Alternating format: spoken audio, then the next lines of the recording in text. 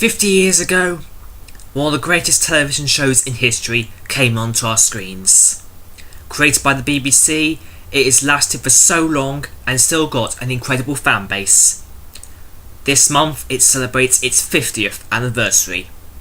Ladies and gentlemen, welcome to Doctor Who month.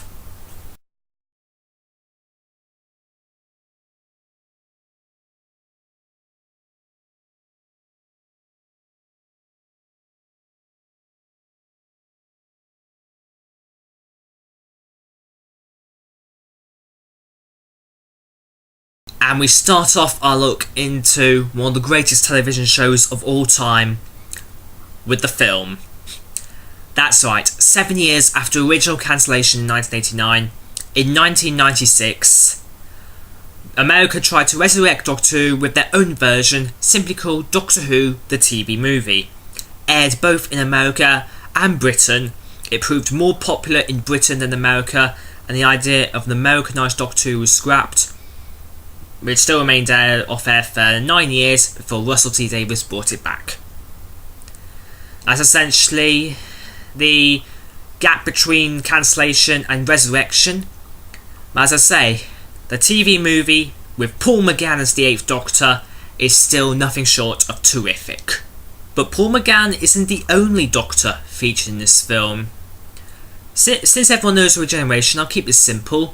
Sylvester McCoy is in the first 20 minutes, but due to some freak accident, he regenerates into Paul McGann. And this is how the story or plot goes. One of the Doctor's greatest enemies, the Master, has been exterminated by another of the Doctor's greatest enemies, the Daleks. The Doctor has been tasked with returning the Master's ashes to his home planet, Gallifrey. But he is caught off, his ship, the TARDIS, is caught off course, and he ends up landing in San Francisco mere days before the New Year's celebration as they enter the millennium. The Doctor is shot and tragically pronounced dead at a hospital, where there he regenerates into the 8th Doctor. Meanwhile, moulding into a snake, the Master manages to escape his imprisonment inside the very body that contains his ashes, and he possesses the body of a San Francisco paramedic. As New Year's draws near, the newly regenerated Doctor must team up with a San Francisco Doctor, played by Daphne Ashbrook, and together they must fight to stop the Master as he intends to destroy Earth around the time that New Year's happens, pretty much. To start with, the acting from everyone is terrific. Sylvester McCoy is my favourite classic Doctor, and even in the small appearances he puts in the film, he is still terrific in the final moments of his life. Grace Holloway, played by Daphne Ashbrook, is equally just as fantastic, and a sort of very good companion throughout the film. And the Master, well, he's had many incarnations in his time. Roger Delgado and Anthony Ainley, and in this film, Eric Roberts. The first scene when the Master is possessed and, well, kills his wife, his voice is just eerily calm, just eerily evil. Like, my name is not Honey.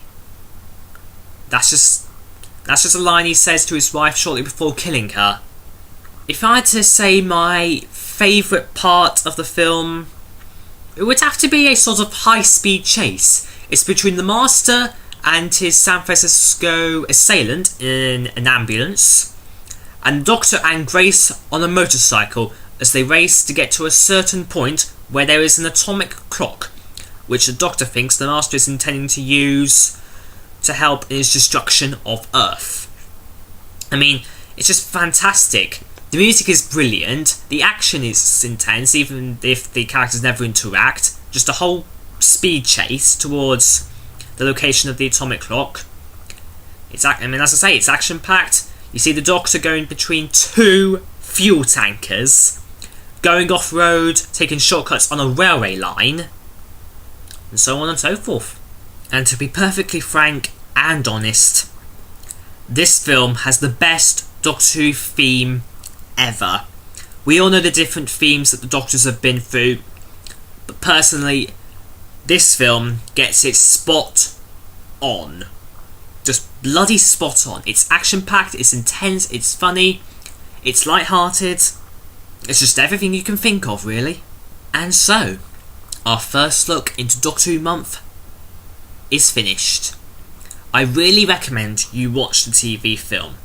It is energetic, and it does prove something for the 8th Doctor. I mean, the 8th Doctor does exist, because this was his only TV performance. Everything else he's only done with radio. But as such, I really recommend you watch the TV movie. And tune in next week as we will start a countdown of the top 11, as I look at my top 11 classic Doctor Who stories. The following week will be top 11 new Doctor Who stories from the Resurrected series, and then the following week, the 50th anniversary, as we round off Doctor Who month with how I rate the Doctors. Be there for all of them.